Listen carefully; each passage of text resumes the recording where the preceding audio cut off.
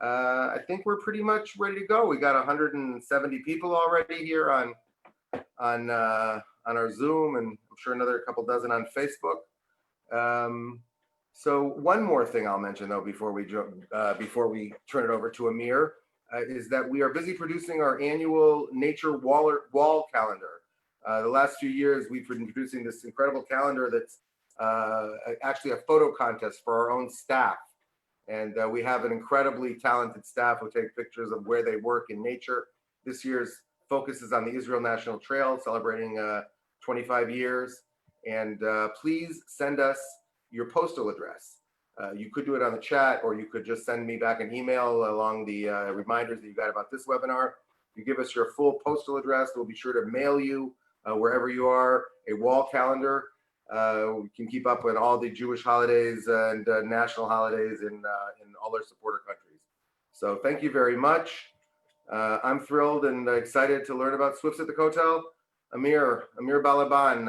Amir's a TV naturalist. He's a master of fine arts. He's an artist. A PA in fine arts. He's a multi-talented Renaissance guy. Pleasure to work with. Always a joy to learn about birds and nature and urban nature. So Amir, thank you very much, and we're looking forward to a good evening. Before Amir starts, also as part of Amir's great list of titles, is also the last person to see a live leopard in Israel. Wow. Not in captivity. Thank you very much for the preface, and I'm very happy to be with you this evening, friends of SPNI from all over the world. It's really heartwarming to see so many people from all continents, apart from Antarctica.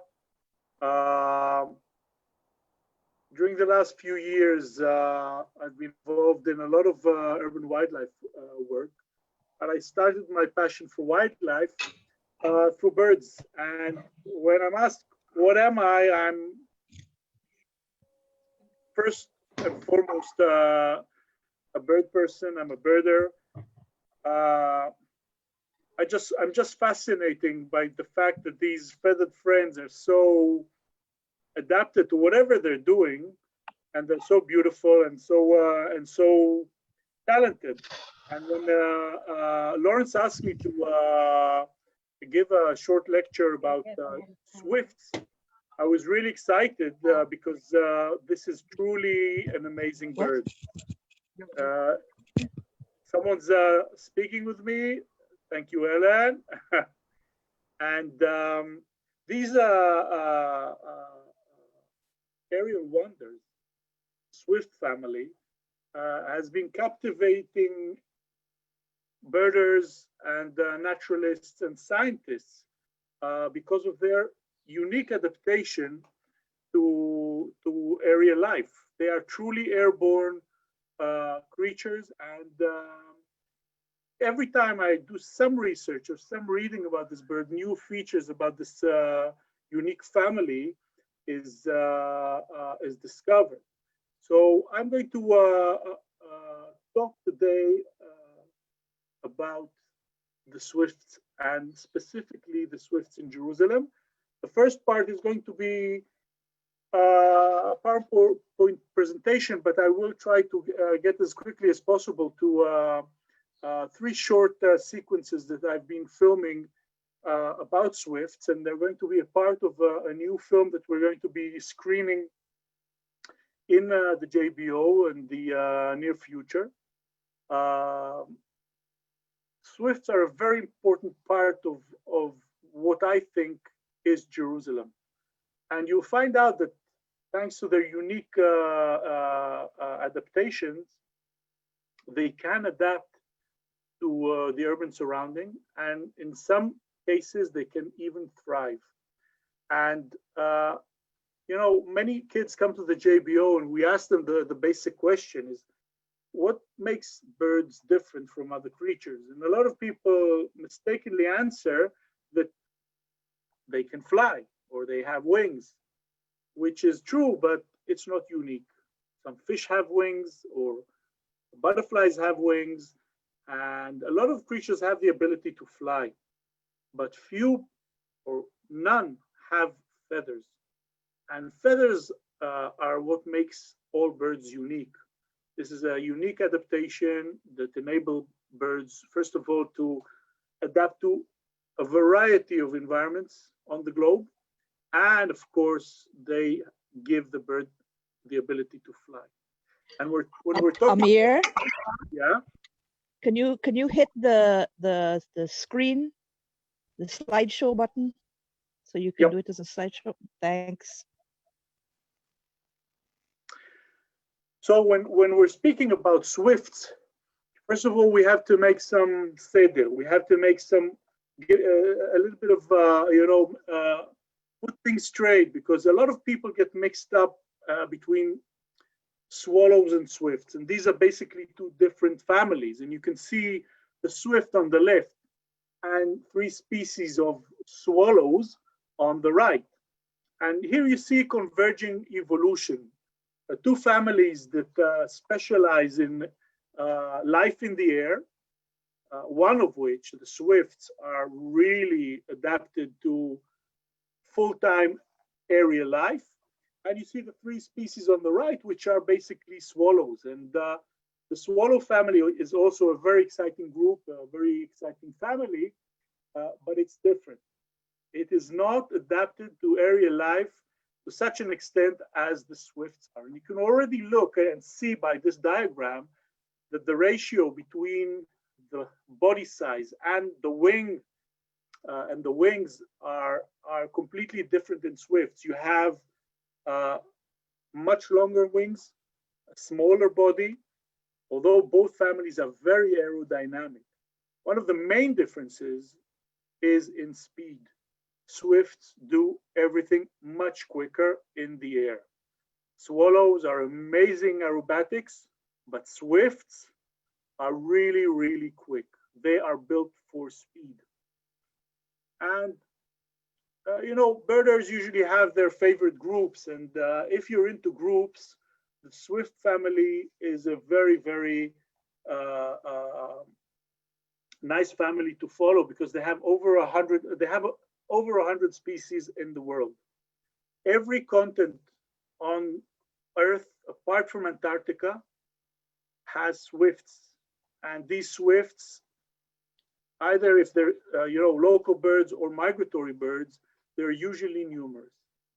On the left side, you can see a fossilized swift, about 30, 40 million years old. This is a very, very old bird. That means in the early evolution of birds, swifts were already there. And you can imagine in prehistoric times, there were a lot of bugs. So swifts had a lot to eat, and we'll be speaking about this. Here you can see a phylogenetic tree that shows where swifts are. They are a part of the most ancient complex of birds. That means they've been around from the early days of birds, and you can see here the different families that are related to swift. Here you can see the swifts, the Apodidea. That means legless birds in Latin. These birds are such aerial wonders that they evolved in such a way that legs are basically used in a very limited fashion. It depends, it differs from one species to another, but some of the Apus family, Apodidea, have hardly any visible feet, and the fingers are so short and so huddled together that it doesn't look like a typical bird's foot. So here you can see the different relatives. These are the nightjars. This is the oil bird. Only one species exists. The different potus, frogmouths. We have any Australians here. You have these amazing frogmouths that are close relatives to the swifts. And you can see the different owlet nightjar, also from East Asia, tree swifts, and of course our old swifts. One of the first things I like to show are skeletons, and I don't know if you've been following my Facebook page, but during the hard days of the COVID-19, when most of the people were really stuck at home here in Israel, I did a series of of skeleton and skull quizzes, which were quite popular in the local naturalist scene. And here I have 2 slides showing swift skeleton. And when you look at the swift skeleton, first of all, you can see that it has all the features of a bird, but the ratio of different parts of the body are completely different. You can see here a profile of the body, and you can see how egg-shaped everything is, how everything is condensed. You can see the short legs, the very, very short tarsus, and the very short fingers. But look at these claws. These claws look even menacing, and they're extremely efficient in hanging on to erect objects, cliffs or trees or leaves. And here on the right, you can actually see how large the eye is. Not only that, how wide the mouth is. And we'll be speaking about these features because these are very, very unique features, because we like to observe the ratios between different parts of the body. That means an eye here takes nearly about, I would say, if you look at the 2 eyes, something like half of the skull mass. That means these are very, very big eyes. And there's the Little Red Riding Hood law that we use when we describe physical features of animals. And we see that the eye is very, very prominent. That means to fly in very high speed, see insects, and catch them in the air, you need to have very, very good eyes. This is where the law comes from, the Little Red Riding Hood law. Grandmother, why do you have such large eyes? To see you. And why do you have this huge mouth and teeth? To eat you. So here we have a very, very big eye socket and also a very wide beak, and we'll be speaking about this. And I'm sorry to share with you, but I wanted to show you some close-ups of swift legs. So I Googled up swift legs, and this is what I got. Apparently, if you're looking for photographs of swifts, make sure you mention the specific species. Otherwise, you're going to get Tyler Swift, which is probably the commonest swift in the eyes of humans. So when I made this correction, the common swift legs, this is what I got. And here you can see a typical tarsus of a common swift with a band on its leg with a ring. This is how we ring swifts, and from time to time we have to catch swifts in the JBO in special operations, usually above water when they come to drink, and we'll be speaking about this later. So you see the leg is not very developed. Although the eye socket is huge, look at the size of the actual eye when it's in position, covered with feathers. You actually see you see less than 1/10 of the eye when you have a fully feathered swift. So here again, you can see this amazing profile. Look at the size of the sternum. This sternum basically holds huge flight muscles, chest muscles, little schnitzels. And you can see the skull, the size of the eyes, and the huge gape. You can start imagining when you are completely dependent on aerial life and you feed on flying insects, and we'll be speaking about the height and the speeds you're flying in, you'd better have a very big gape. Otherwise, you're going to be missing out on a lot of food.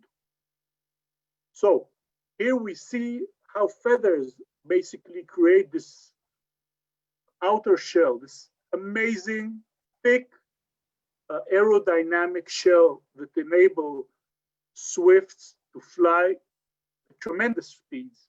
And here you can also see how feathers are covering the wing, the different coverts, and especially the flight feathers, which are extremely long and sharp.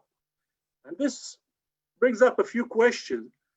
If this bird and some of the swift species, I'm going to talk about different species later on, spend all their life in the air apart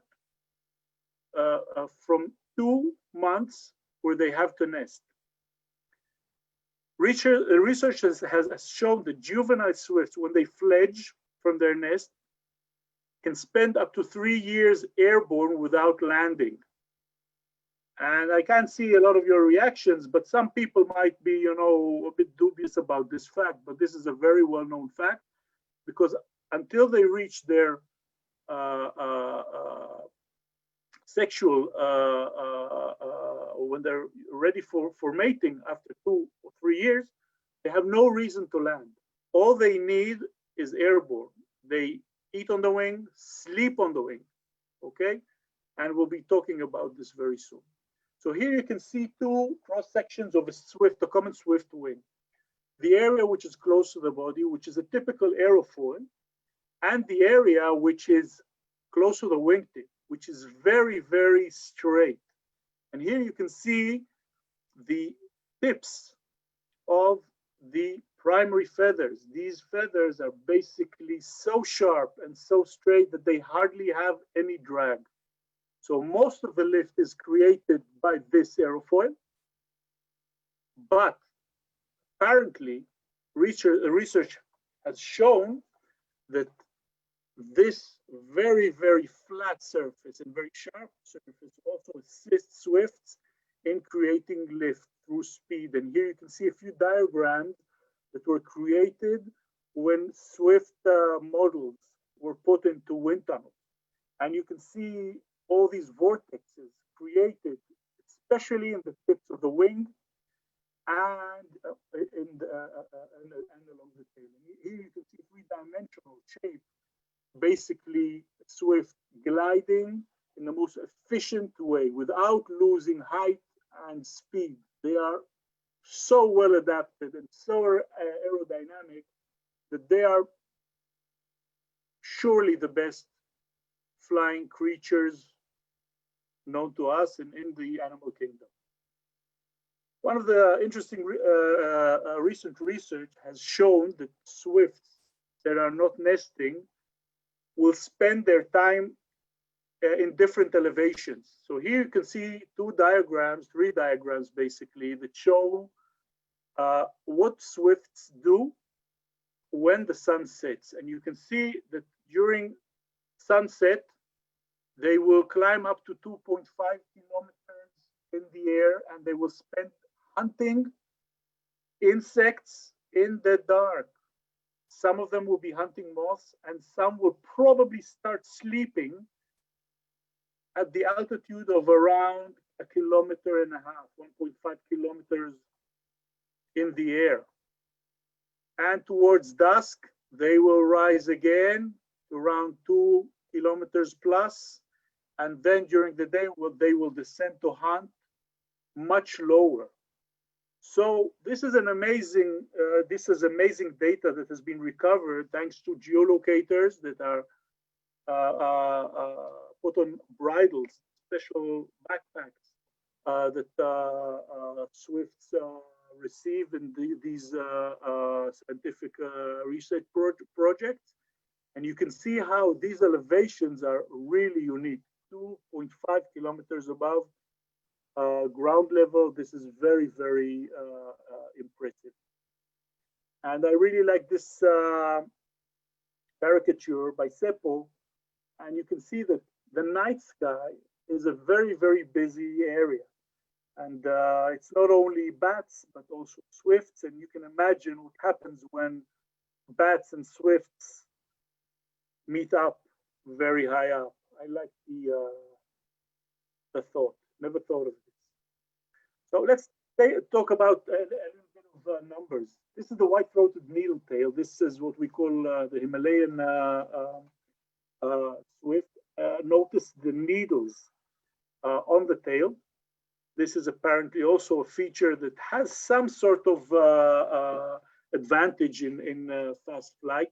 This swift can reach the speed of nearly 200 kilometers per hour in active flight. This is the fastest bird on Earth. And look at it. This is a flying machine. It's also a big swift. The wings are about 30 centimeters long. This is a big bird. This is a bird that flies close by. You can actually hear it cutting the air. This is our big swift, the Alpine swift, also a common breeder in the Alps in Europe and also in Israel in desert habitats. And later on, I'll show you a short clip that I filmed them coming back from Africa on a very, very unique day during the COVID outbreak. And one of my favorite swifts is the waterfall swift. These swifts are very common in big river systems and waterfalls in South America.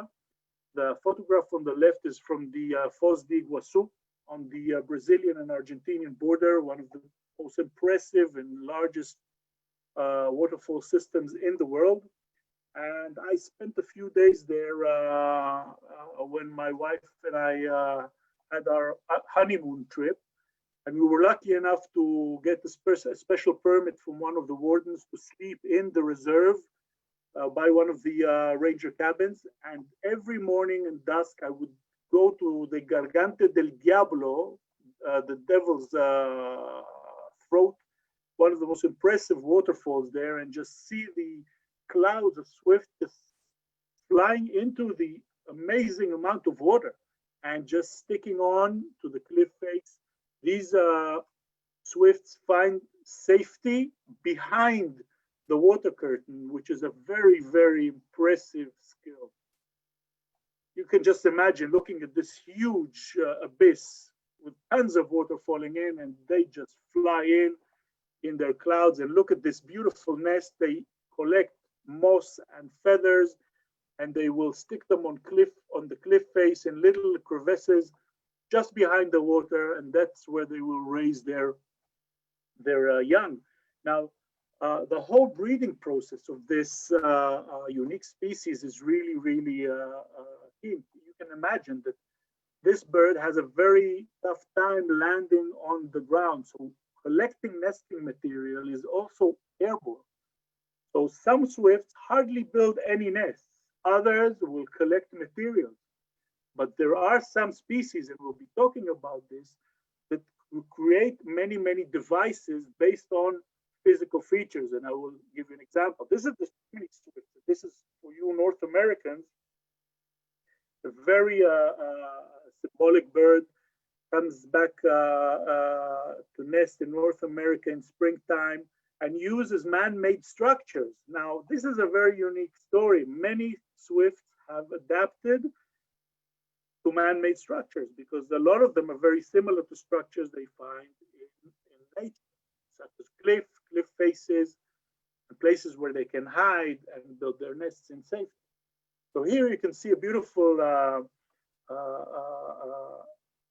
nest of a chimney swift and also a roost where they congregate at night to sleep. Not all swifts sleep up high.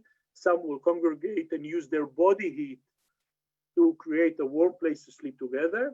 And look at this beautiful nest made out of little twigs and saliva.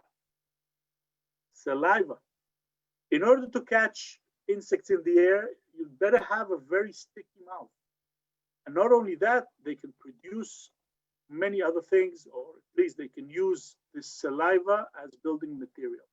So here you see a chimney swift. And when we talk about, wildlife conservation all over the world, some of these species need chimneys. And you can imagine that when houses were built during the previous century, most of them had chimneys.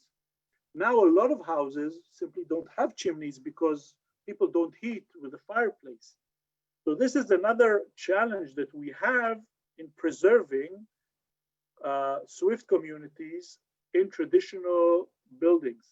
Sometimes there's a lot of correlation between preserving history and wildlife in the old parts of cities. And that's, it's relevant in the United States, in Europe, in Australia, many, many places where traditional buildings have to be protected by law, but they also host a variety of wildlife that's had the chance to adapt to these structures. So it's not only cliff faces, not waterfalls or chimneys. Some of the swifts use vegetation, such as this beautiful gentle and delicate palm swift that is also found in Africa, and also there's species in Asia. And look at the nest, collecting flying, airborne material in the wind and using saliva to create these beautiful gentle nests. And you can imagine when it's windy, it has to withstand tremendous amount of dynamics. So this is really ingenious. And I'm sure that the first year or two in their breeding cycle is full of failures. I'm happy to say that swifts are one of the longest living birds that exist. Some can reach 20 to 30 years. So this is also a very unique feature. It's not a very big bird, but it can live for many years. And probably some of you were asking, okay, if they do everything in the air, does that mean that they also copulate in the air? The answer is yes. And they, make the idea of a quickie into something really quick. You can see here how two common swifts checking each other out in the air. The female is in the bottom, the male's on the top. She's looking at him, she's saying, nice form. Look at that. That has to be really, really quick and very, very, they have to be very, this is precision flight and precision mating. And look at that, gone. That's it.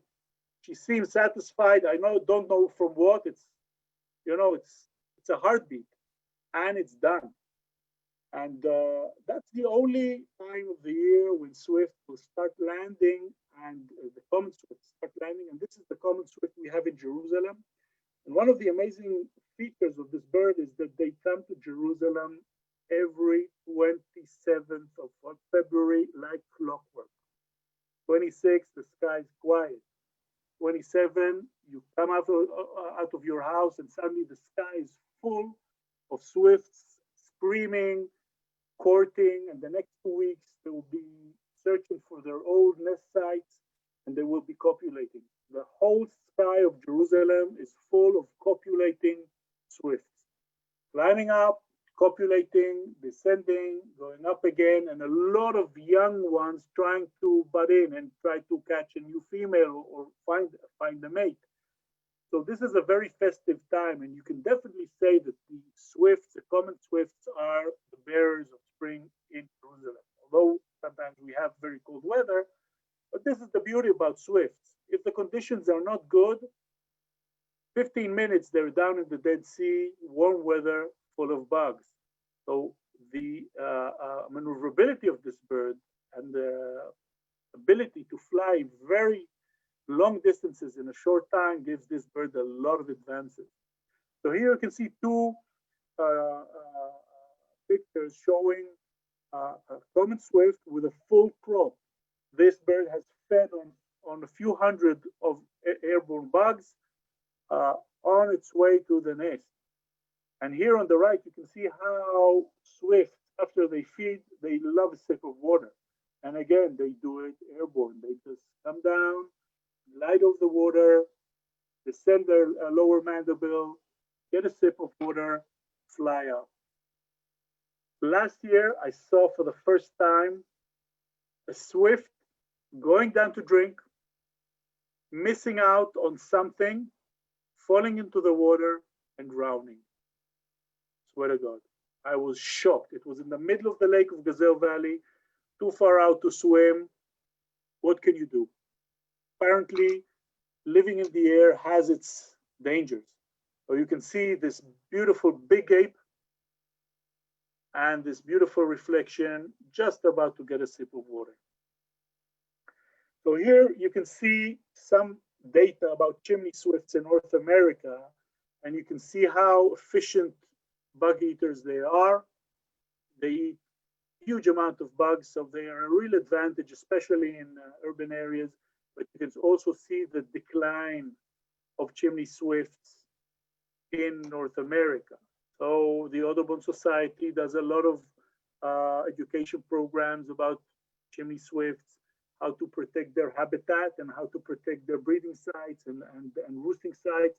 So remember, we are SPNI. We do speak about Israeli nature, but we are a part of BirdLife, and we really would love for you to take part in active work in your home country, because we are one system.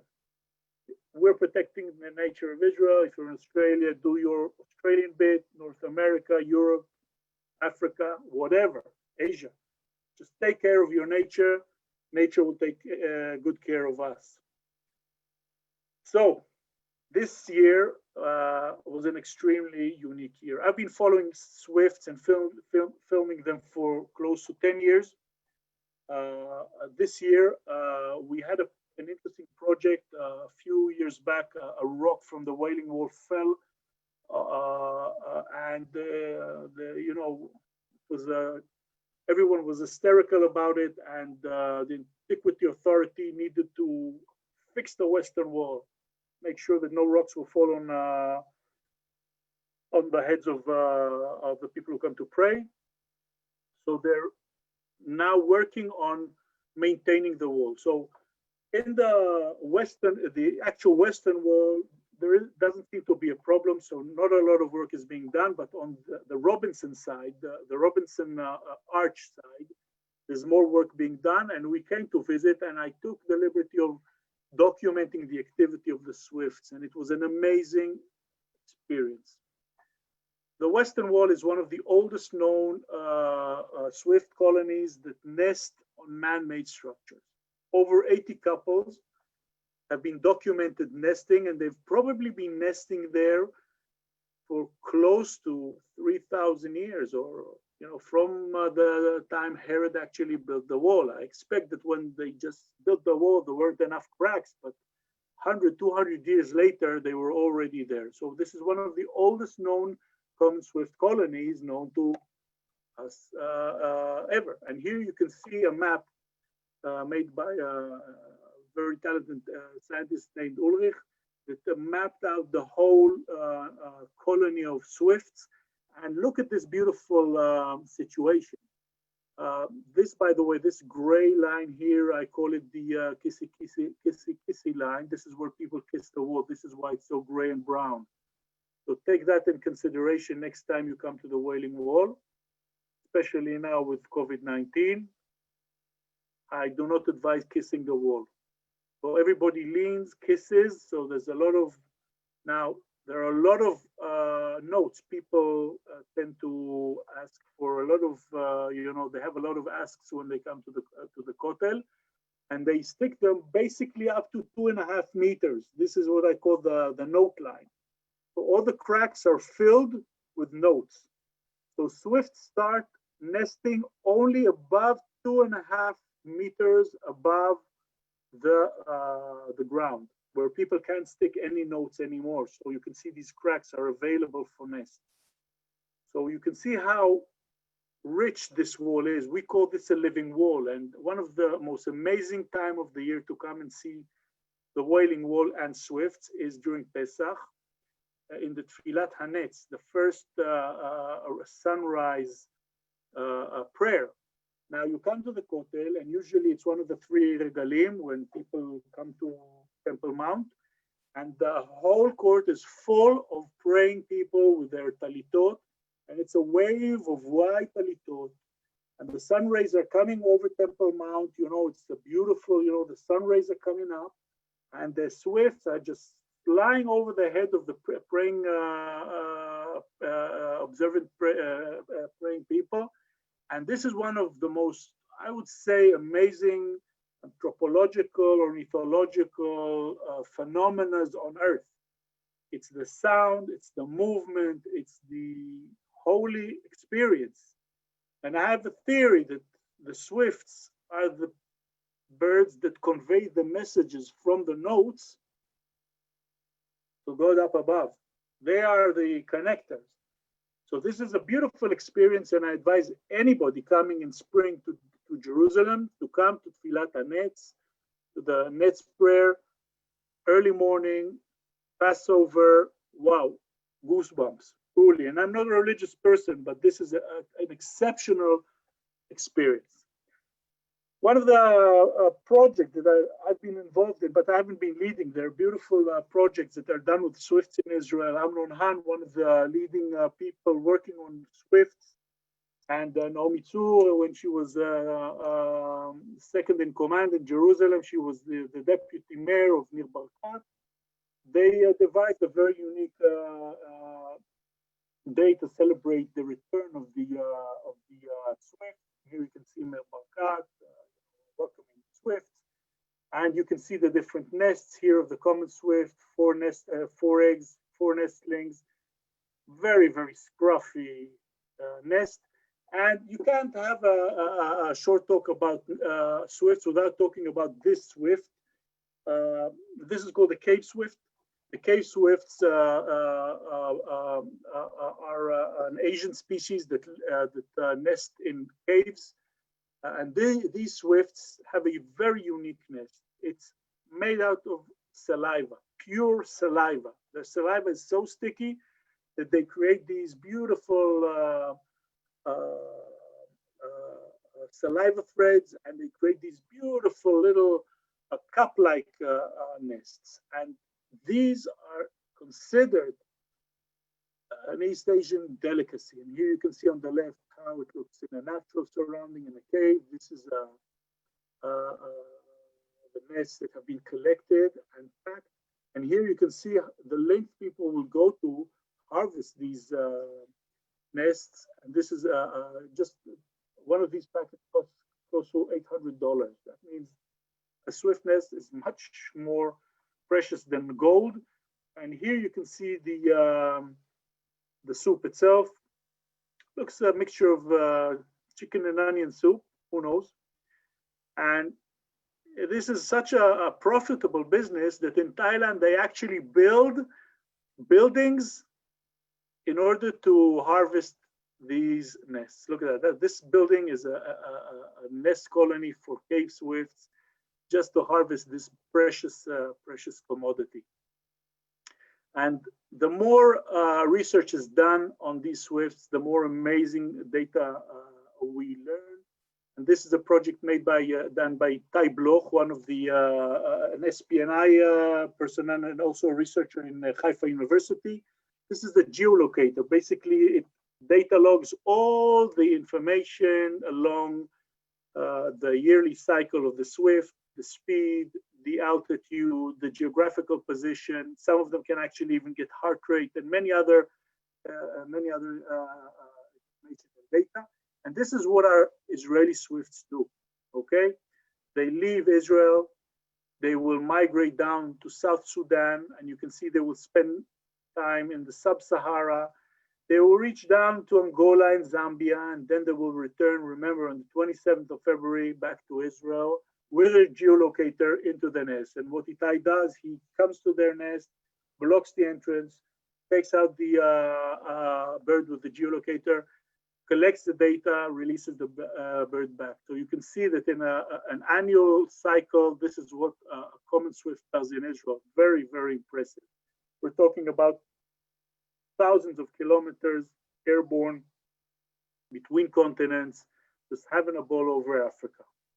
This is another beautiful project, the Beijing Swift project, and you can see that the Chinese, we're talking about COVID-19, we don't only get bad things from China, also good things, and these are the common swifts of Beijing. They nest in Beijing, they travel close to 15,000 kilometers to Africa, and this is where they intermix with our Israeli common swifts, look the same area, Angola, Zambia, fantastic, and then they fly back to Beijing. These birds are also very popular in TV shows, and if you do Swift webcams, you're gonna see a lot of activity during springtime, wherever you are, probably in North America, Europe. You can actually see these swifts nesting and feeding, and they're amazing parents. They also are monogamous, and they will stick to their couples, to their mates, as long as they live, which is very, very beautiful. The next thing I'm going to show you is Oh yeah, supposedly swifts made for life, meeting up each spring at the same nest site. Correct. And I would like to share with you now a few videos. And I will, oh, sorry. Screen share.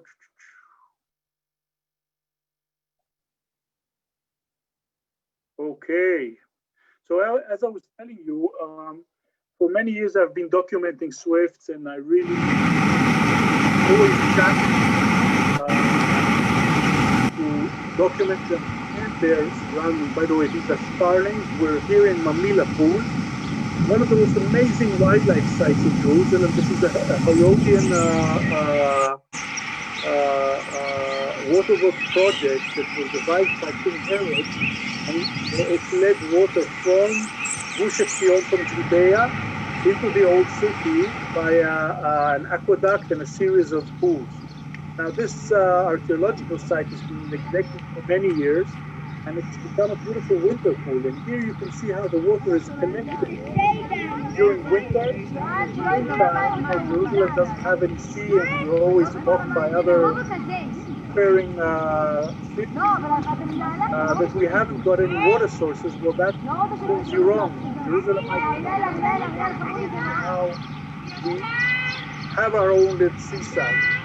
One of the big challenges in Jerusalem is how to preserve such sites of archaeological and natural importance.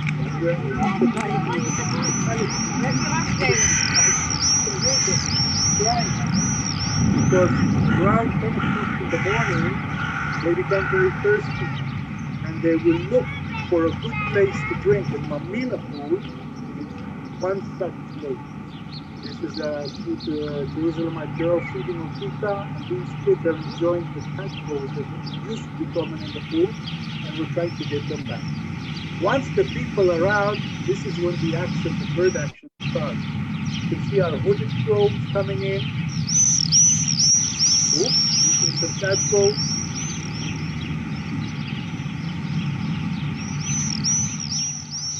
Birds just love water, and I just love filming birds bathing. I think it's one of the most rewarding things to watch.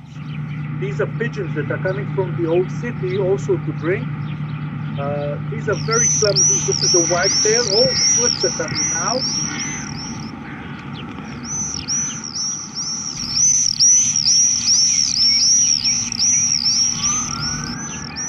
Boom. That's a sip of water. Another sip. Another sip. These are our ring-necked parakeets, an invasive species. Very impressed from the swift. So Mamila Pool is definitely one of our big challenges in Jerusalem. There's a big project that's being talked about now, making something very commercial there. We will try to get the municipality on board and create a big archaeological urban wildlife site with an educational complex outside that will expose the amazing features of the pool itself and the different creatures living in this winter pool. A lot of amphibians and creatures. You can hear the bells. The bells very close to Jerusalem.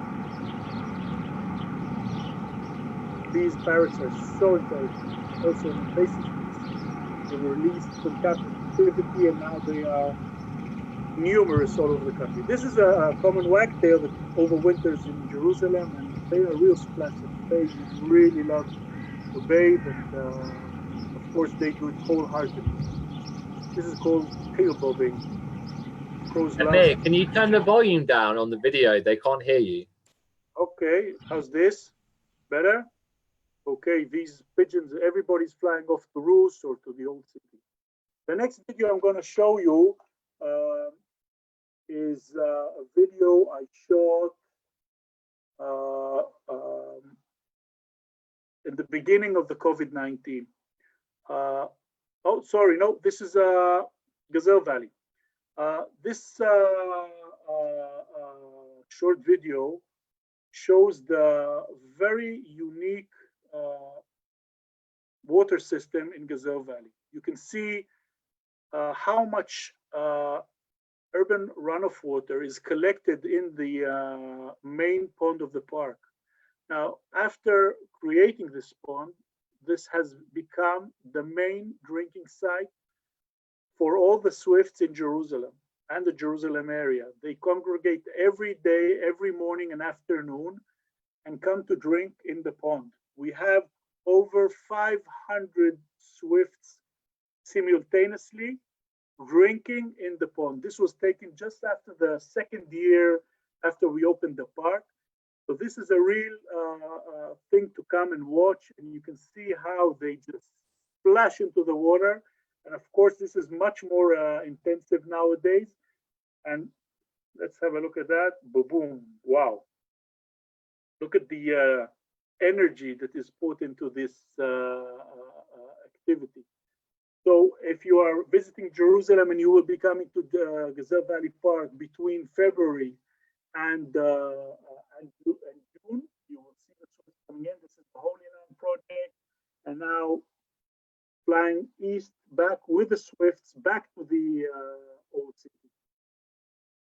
Now, one of the most really amazing experiences I had this spring was during the COVID-19. I managed to leave Jerusalem for the Judean desert because I heard floods were coming into to some of the most impressive waterfalls in the Judean desert. And this was the first week of March after the Swifts have already arrived. And this site specifically has 4 species of Swifts: the common Swift, the Pallet Swift, the Alpine Swift, and the White-Fronted Swift. Okay, or the Little Swift, that's what it's called. And here you can see a flood that is just beginning, and the Swifts all flying and courting on the backdrop of water coming from the desert and increasing as they are crying. I will put the volume on, and you can hear this beautiful concert of Swifts and water in the desert.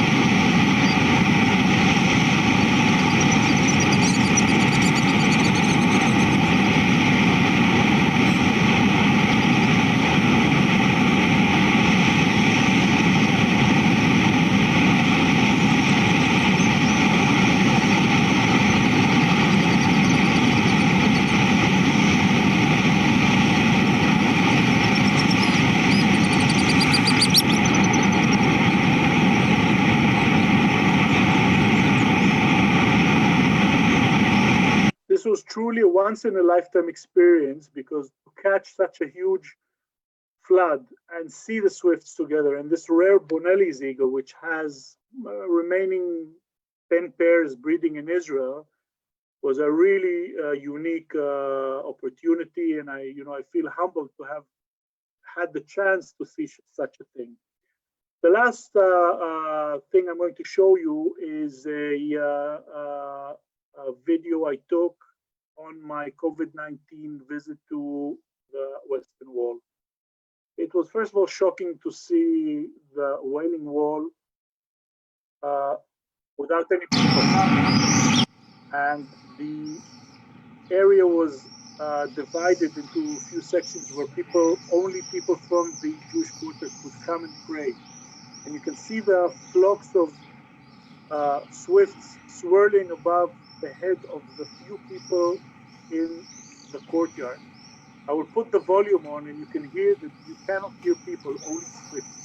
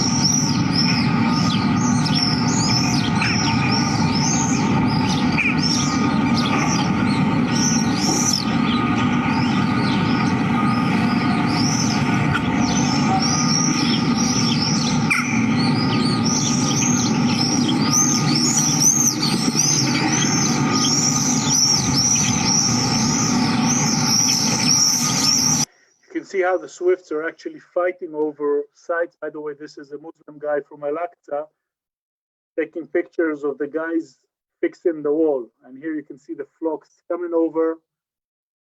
Izrat Nashim, this is the women's court over the men's court. And the soundtrack is really spine-chilling. The cries of the Swifts, and I don't know if you've noticed, I managed to record 2 coughs and a few sneezes. So COVID-19 soundtrack. I mean, it was a really amazing experience, and I hope it's you know, only a period and things can get back to normal. So these are the videos, and I'm it's the Kotel or Western Wall. We're not wailing. Correct. We're not wailing any. Although we do wail quite a lot. The Jewish people haven't stopped wailing. We are a wailing people. Thank you very much for all the compliments, which are in time from February to June. Thank you, Ellen, for correcting if I made a mistake. Switch to the Kotel. Ellen's been answering the question. That's really cool. Thanks. Amir's English is excellent, but maybe a tad out of date. True. I studied my English in England when I was in 5th grade, and I think from then on, it hasn't developed that much. So, do Swifts have predators? Yeah, that's a great question. Swifts have a few predators, falcons that specialize on swifts. The hobby and the peregrine are amazing swift hunters, and they specialize on swift. And in other continents, we have many falcons that specialize on swift. Amir, there was a question about the repairs on the wall of the Kotel, if it's going to take away nesting sites. Yes, it will, and I hope that what the Antiquity Authority will do is they use the information we gave them to minimize the impact. Here we have a dilemma of, you know, engineering, securing the people's safety and biodiversity. So in places where the people in the part that's being maintained do not pray, the cracks will be left alone unless there is a severe damage. So some of the nests in the eastern part, in the southern part where it's being fixed, they will be saved and protected. Amir, one question we had was why haven't other birds evolved like the Swiss have to constantly fly? Well, first of all, we have over 100 species of swifts. That means this niche, which is a very, very unique niche, is well taken care of a group of birds. Now, most of the birds have not evolved to some extent where they can stay airborne constantly. They need to land to rest or to drink. For example, swallows will land on a bank of a river and they will drink. And so we don't have birds that use air full time.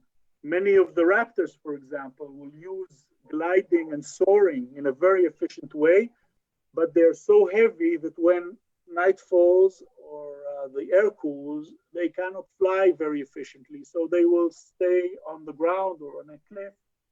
So there are different levels of flight efficiency, and definitely the swift are at the top. Okay. Before, while we're at an hour and people, I guess, move on to the rest of their day, but Amir, you'll stick around to answer more questions. Sure. I'll just give some public service announcements. So thank you very much, everyone, for joining us.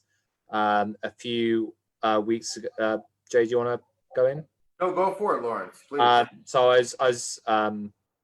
So we'll be back in 2 weeks' time with Noam Weiss, who is the director of the Eilat, the International Birding Research Center in Eilat, to talk about all the birds in Eilat and the migration down there. And then in 4 weeks' time, we'll be talking about the water crisis in Israel in 2020 and how desalination has changed the picture, and obviously the heavy rains of this winter, and so what's next for Israel's rivers.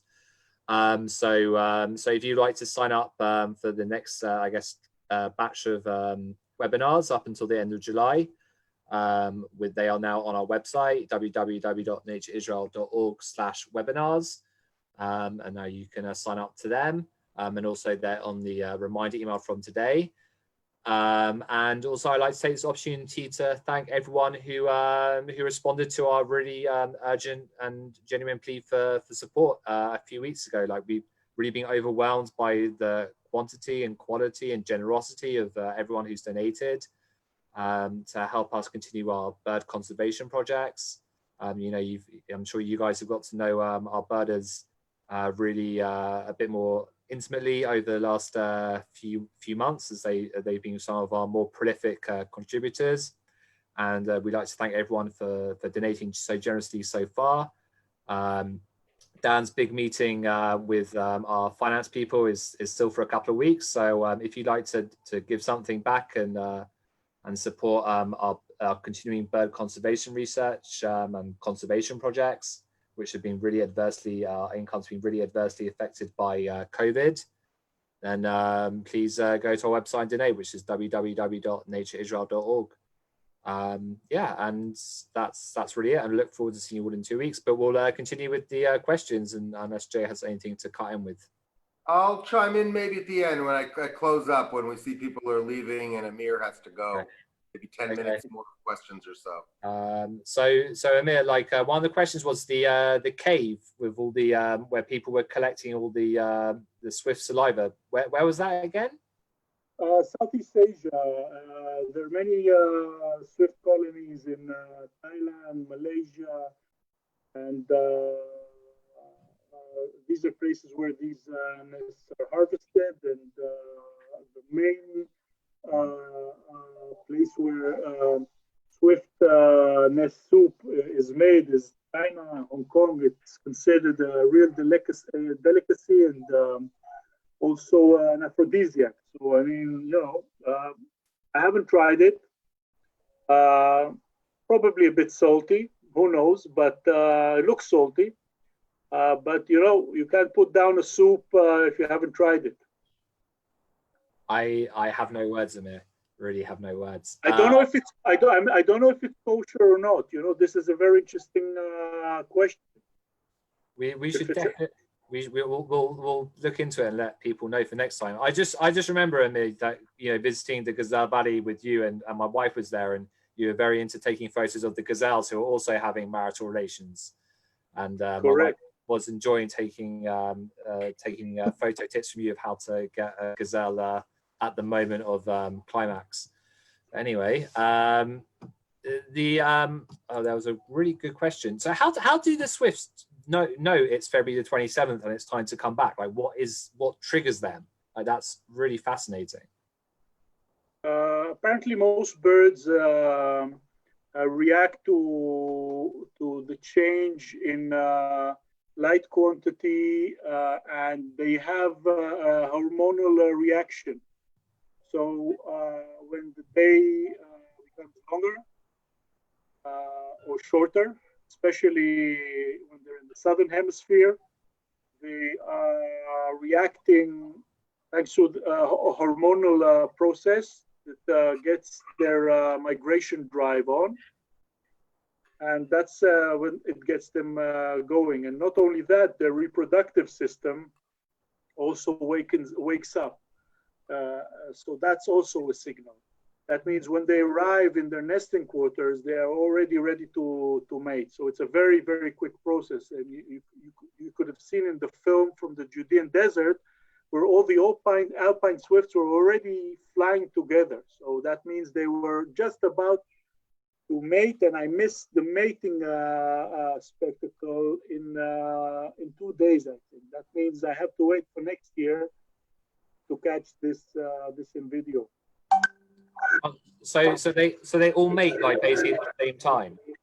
Yes, it's a week and a half of aerial mating, and when it's in over Jerusalem, it's amazing. Over the JBO, we see this during the first week of March. Jerusalem is beautiful, green, and we're situated on a hill 800 meters above sea level. So when the swifts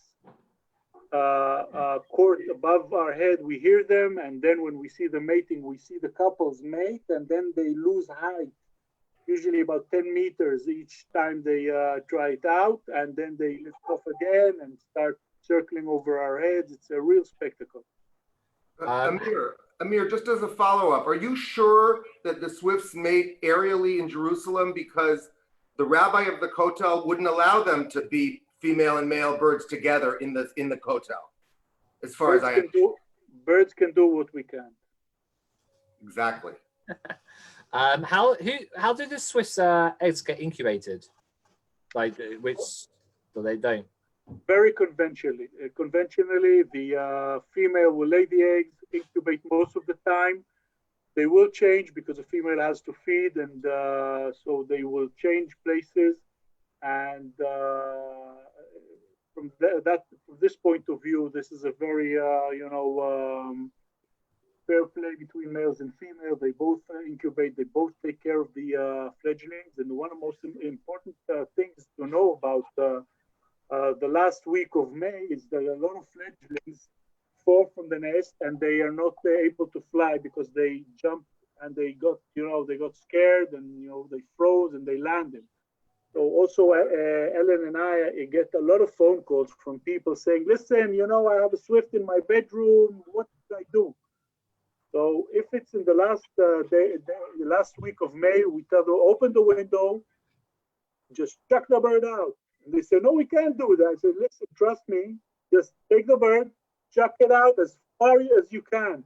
And what we usually hear is that they go to the window and they chuck the bird and they shout, it's flying, it's flying, it's flying. It's hilarious. I usually advise people also to go to the rooftop and try to get as high as possible because young swift can't lift off the ground. It's too hard for them. So you have to chuck them as far as you can, and it usually works. Another beautiful project that we have is that when swift jump prematurely from the nest, they're taken to the safari in Tel Aviv to be nursed until they reach proper age, and then they're released back to the wild. This year, I think they released something like at least 40, 50 young birds that were collected by people. And so this is a very beautiful project that works very nicely in Israel. All right, I'm going to limit ourselves to two more questions.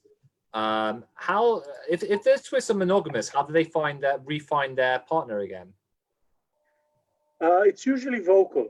And so there was a question about hearing. They have very, very good hearing, and they can recognize each one by their specific call and tone.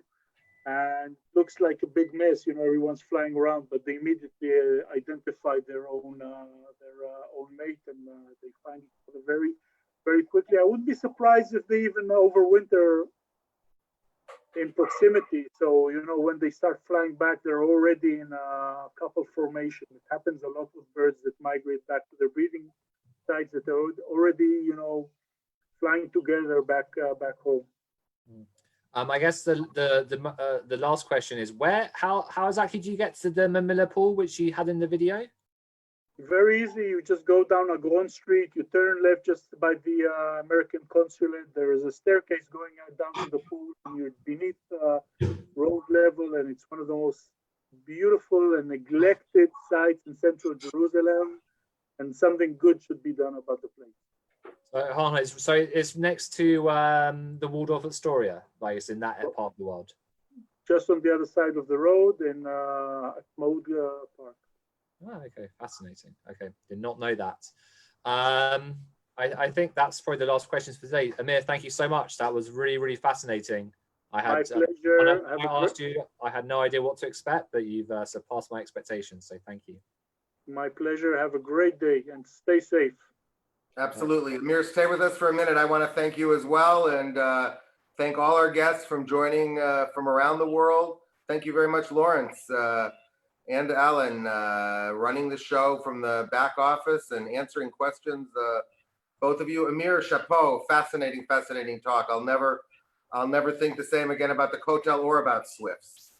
We learned a lot. And Meragesh, I haven't felt really emotional about the Kotel in a long time, but it comes alive with this the amazing wildlife in Jerusalem. And you talk about it, you embody it. We see how Ghazal Valley feeds everything else now in Jerusalem. How amazing to learn that it's the central park of the bird of the swift population, where they come to refuel all the time. Amazing stuff. Thank you very much. Thanks to our friends, our board members, and our staff in New York and in Toronto. Robin Gordon and Linda Krar and in New York, and Avi Sadiv and Michael Meyer in Toronto. Carl Mandel is the board chair there. All of you and all of the people on the boards, Leon and Russell in the States, and all of you throughout the States and throughout Canada, from the boards of these organizations and from the supporters. Lawrence mentioned it. We've had a great reaction to these webinars also in terms of fundraising, but it's still a drop in the bucket compared to the revenues we've lost. I'm not saying that other than just because it's true. So please give if you can, and thank you very much for doing so and just for supporting us, for being engaged. I also want to mention other ways to support us. If you people watching, there's still 94 of you left online, mostly abroad. We're thinking of doing these things for our for synagogues, for community groups locally that want to reach out, maybe direct on their own, or inviting them to, or showing them things that are already videotaped. We have lots of ideas here in Jerusalem. You can contact us, or in New York or Toronto. We'll be contacting you as well. Thank you very, very much, Amir, Alan, Lawrence. Thank you guys all so much. We'll see you in 2 weeks with Noam. More birds, this time the birds of Eilat. No less fascinating. Thank you very much, everybody, and have a good week. Shavua Tov. See you guys. Thank you. Bye.